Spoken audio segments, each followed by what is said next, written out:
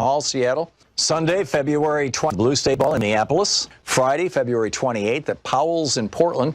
And Sunday, March 1st in Chicago. More information is available at thomhartmann.com. This book is the third in the series after The Hidden History of Guns and the Second Amendment and The Hidden History of the Supreme Court and the Betrayal of America.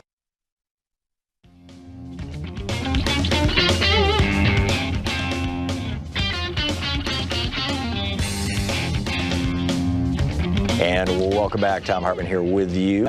Mark Taylor-Canfield in Seattle. Hey, Mark, what's up with you?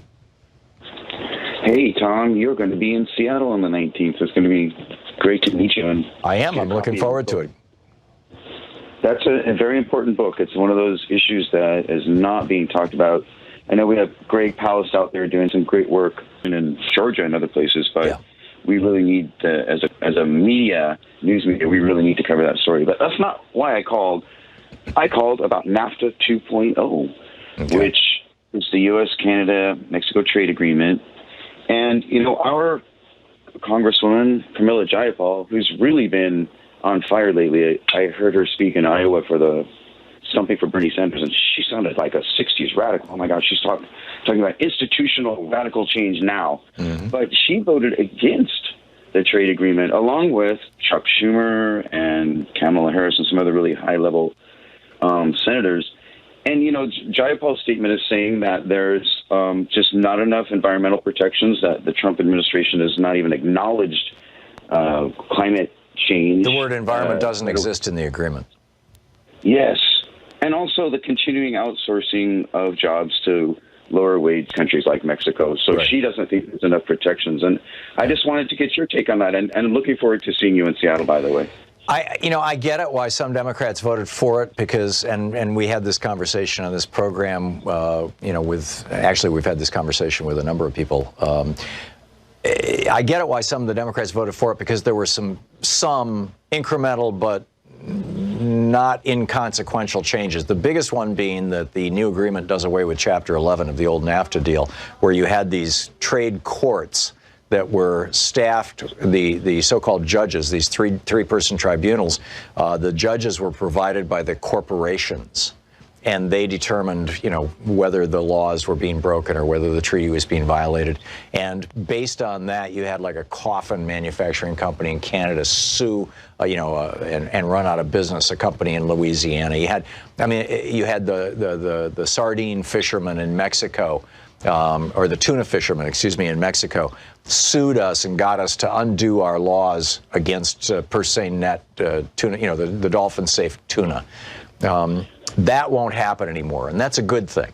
But like you say, it doesn't go anywhere near as far as it needs to go. So there were some Democrats who voted against it, like Pramila Jayapal apparently, voted against it, saying, if you're going to have a trade deal, the trade deal has to actually protect the workers and the environment as well as the corporations. On the other hand, you had some people who voted for the trade deal, I believe Sherrod Brown did, who have excellent records on trade because, hey, it's better than what we've got, and we'll take a 5% improvement over nothing at all.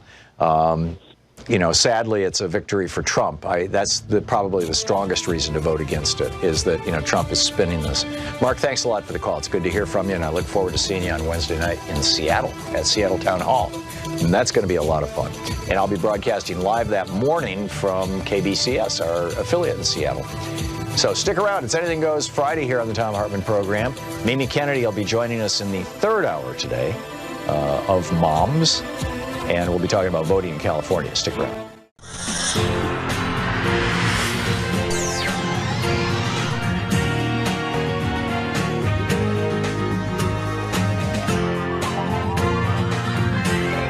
We say fight back!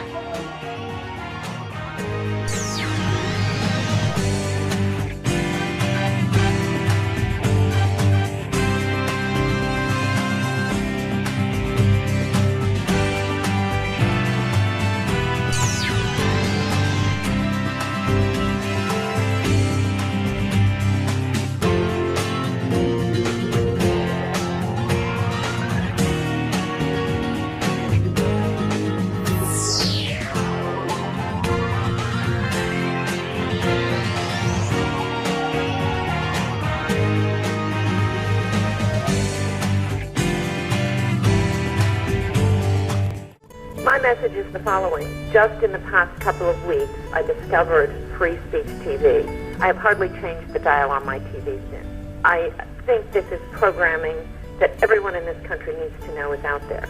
I'm just amazed at the quality of program that you have, and just wanted to tell you thank you.